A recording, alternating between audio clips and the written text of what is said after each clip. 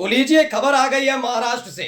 महाराष्ट्र में एनडीए में जबरदस्त फूट है, लेकिन ये फूट इसलिए नहीं है कि सीटों का बंटवारा सही ढंग से नहीं हो पा रहा, बल्कि अनाप शनाप और अंटशंट बयान देने वाले बीजेपी के नेताओं की वजह से एकनाथ शिंदे की शिवसेना से लेकर अजित पवार की एनसीपी तक नाराज है। यही नहीं, खुल्लम खुल्ला अजित पवार की तरफ से बीजेपी को चुनौती दे डाली गई है, या यूं कहा जाए लताड़ लगा दी गई है कि अपने नेताओं की जुबान पर जरा लगाम लगवाइएगा।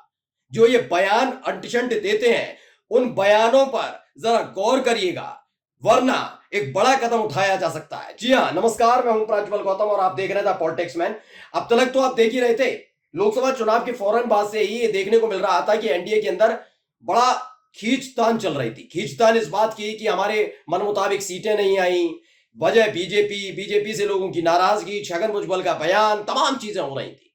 और अब देखिए, जो बयान बीजेपी के नेता लोकसभा चुनाव के फौरन बाद मुसलमानों के खिलाफ दे रहे हैं, उसको लेकर नाराजगी व्यक्त की गई है। हाल ही में आपको याद होगा कि बीजेपी के एक विधायक हैं नीतीश राणे। वैसे तो उनको विधायक से ज्यादा कुछ और कहना चाहिए, क्योंकि हमेशा ही वो ऐसे अंटशंट बयान मुसलमानों के खिलाफ देते रहे। अब उसी बयान को लेकर अजित पवार ने उन्हें आड़े हाथों ले लिया है। साफ साफ लफ्जों में न विरोध किया केवल, बल्कि लताड़ भी लगाई। खबर पढ़िए, एबीपी न्यूज की खबर है कि एक राजनीतिक दल के कुछ लोग खास धर्म को अजित पवार का बीजेपी नेताओं पर निशाना। खबर क्या है?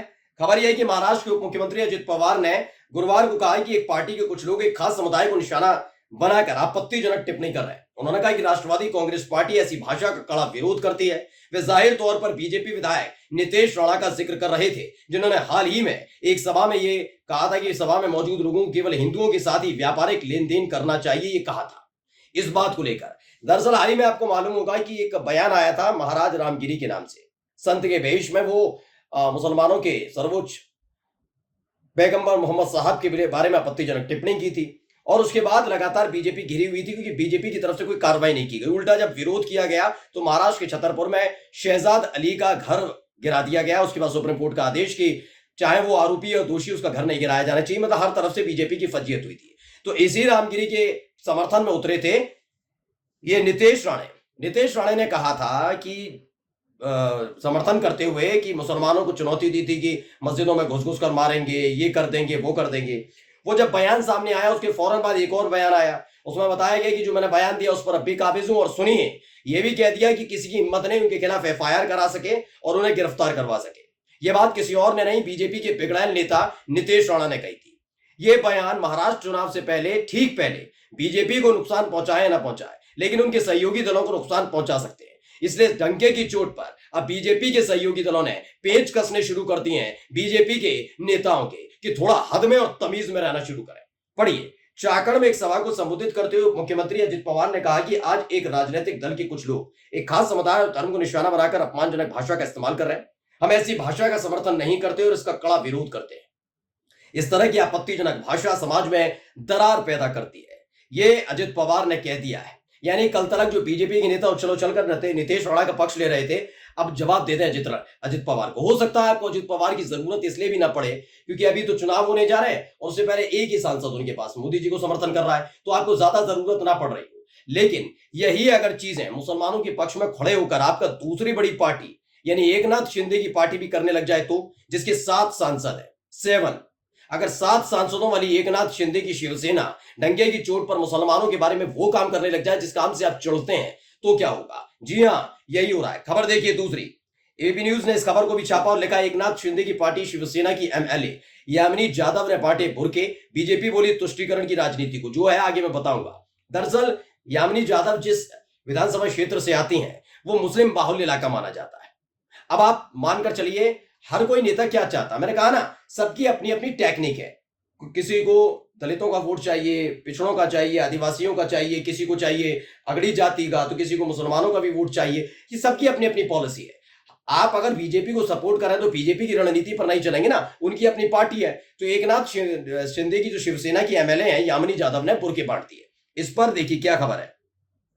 इसमें लिखा है कि महाराष्ट्र में गुरुवार को शिवसेना विधायक यामिनी जाधव की ओर से मुस्लिम महिलाओं को बुर्का बांटने का एक वीडियो वायरल हुआ। इस पर सत्तारूढ़ सहयोगी बीजेपी ने कहा कि ये उनका विशेष अधिकार है, लेकिन वह इस तरह की तुष्टीकरण की राजनीति को स्वीकार नहीं करती। इनका कहना है कि यामिनी यादव ने जो बांटे बुरके, ये उनका विशेष अधिकार है, वो बुरके बांटे कुछ भी करे, लेकिन बीजेपी इसमें विश्वास नहीं करती कि ये ऐसे करना चाहिए। इनको क्यों चुपता है मैं बताता हूं। आपको याद होगा कर्नाटक में बीजेपी की सरकार चल रही थी और उस वक्त हिजाब वाला मुद्दा बहुत उठा था, याद है आपको? हिजाब वाली लड़कियों से बदतमीजी, बदसलूकी, पीछा करना, फिर बैन करने की मांग उठाना, तमाम चीजें हो रही थी। ये हर जगह हुआ था। देखते देखते उसी मुद्दे को अलग अलग राज्यों में भी उठने लगा, खासकर बीजेपी शासित राज्यों में। अब ऐसे में जब बीजेपी की सहयोगी पार्टी की विधायक खुले तौर पर बुर्के बांटे, तो अपने आप में इनकी फजीयत होने लगती है कि एक तरफ तो आप कहते हैं हिजाब पर बैन हो, दूसरी तरफ आपकी अपनी पार्टी की सहयोगी पार्टी की विधायक बुर्के बांटती है। एक तरफ आप कहते हैं कि भैया गाय का मांस बेचना, खरीदना, ये करना, वो करना मना है, लेकिन आपकी पार्टी की सरकार गोवा में होती है, वहां बीफ बिकवाते हैं। यही नहीं, आपकी पार्टी के खुद के बड़े नेता किरण रिजिजू डंके की चोट पर कहते हैं वो बीफ का इस्तेमाल कर, ये घिरे हुए हैं। दरअसल ये दोगले किस्म के लोग हैं, इसीलिए घिर जाते हैं। अब ये आगे क्या है, इसमें लगा एक वीडियो में यामिनी यादव बुर्का बांटती नजर आ रही हैं, जबकि दूसरी वीडियो में कह रही हैं कि वितरण आगामी राज्य चुनाव को ध्यान में रखकर नहीं किया जा रहा। शिवसेना विधायक यामिनी यादव ने वीडियो में कहा कि अगर विपक्ष को लगता है कि बुर्का हिजाब बांटना यामिनी यादव या यशवंत यादव उनके पति की ओर से मुसलमानों पर विश्वास हासिल करने के लिए किया जा रहा है, तो ये कोई राजनीतिक जुमला नहीं है। खैर ठीक है, ये उनका अपनी अपनी पॉलिसी है। मैं किसी की पॉलिसी के बारे में नहीं बोलूंगा, ना बीजेपी के बारे में बोलना चाहिए। ये उनका अपना है कि वो नहीं पसंद करते मुसलमानों को, मुसलमान उनको पसंद नहीं करते। क्यों नहीं करते वो बताने की जरूरत नहीं। हेमंत बिस्व शर्मा जैसे लोग जो डंके की चोट पर मुसलमानों के खिलाफ संवैधानिक पद पर बैठने के बाद भी गंदगी उगले, तो मुसलमान नहीं पसंद करते। और ये कोई संयोग तो हो नहीं सकता कि लोकसभा चुनाव में करारी शिकस्त के फौरन बाद ही देखिए मुसलमानों के खिलाफ चीजें आने लग जाए। कैसे? मुजफ्फरनगर वाला मामला, उसके बाद आने लग जाए आपके पास मुस्लिम वक्फ बोर्ड वाला मसला, ये तमाम चीजें क्यों एकाएक आने लग जाती है? ये तमाम चीजें हो रही है ना। अब उनकी अपनी नीति है, लेकिन एकनाथ शिंदे की शिवसेना की तरफ से वही कर दिया गया कि उनको तो मुसलमानों को वोट चाहिए ना, वो आपकी तरह नहीं है ना। हम आपकी तरह नहीं है कि गंदगी उगले, हमें तो सबके वोट चाहिए। सभी के वोट के साथ जो जो संवैधानिक तौर पर जिनको वोटों का अधिकार है, वोट देने का अधिकार है, हम उनके सबके सामने सबका वोट लेने जाते हैं।